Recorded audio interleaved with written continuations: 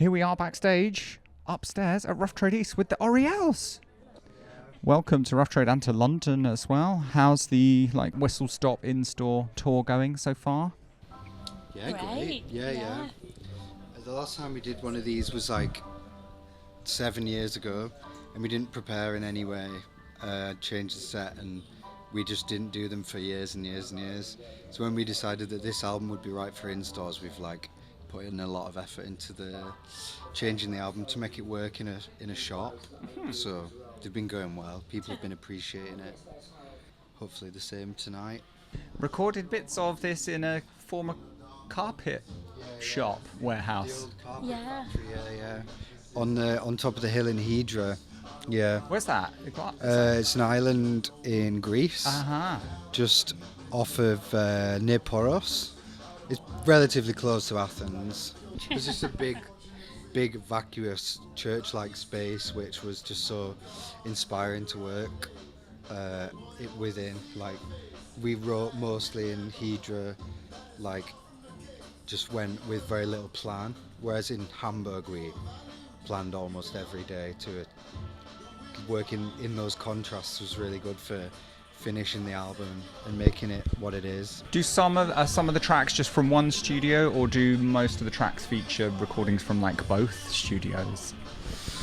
In the end, yeah, we ended up doing certain tracks in one and then certain in the other. But initially, when we were writing, or when we had the idea to go to two, we wanted to take elements from each and sew them together. But I think because the old carpet factory was such an inspiring place and setting and stuff, we ended up just writing more songs there. There was a couple of tracks that because another idea we had was recording everything in each studio, which was very ambitious. But we actually did have a couple of tracks. So To Undo the World Itself, which is the final track of the album, we got a take we were really happy with in Hamburg when the heavens opened and a big rainstorm after this mad heat wave came down, and it was the perfect sort of backdrop for the recording. But I think eventually in Hydra we ended up settling on a take there, which was more of a peaceful kind of sunset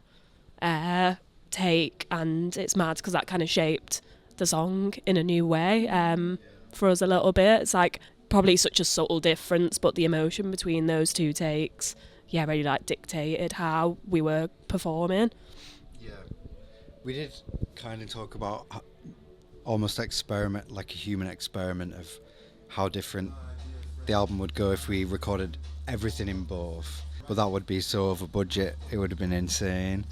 But yeah, To Undo's I would love to listen to the other recording of it now.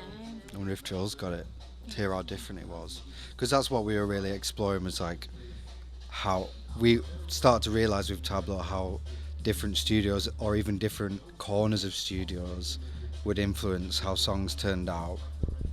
And the decisions you make throughout the day, how that then leads to a song's outcome.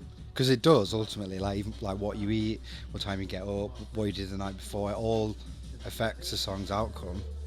So we just wanted to explore that more. Wow, when did you start learning these things? Has this Just been a through process along the noticing it. way? I tell you what, there was on day one of Tableau, there was certain things that happened where we were our perspective of a song is the most important thing and realising how you can manipulate your own perspective of a song just changes how you feel about it in the end. It's all very nuanced and only apparent if you know each other very well.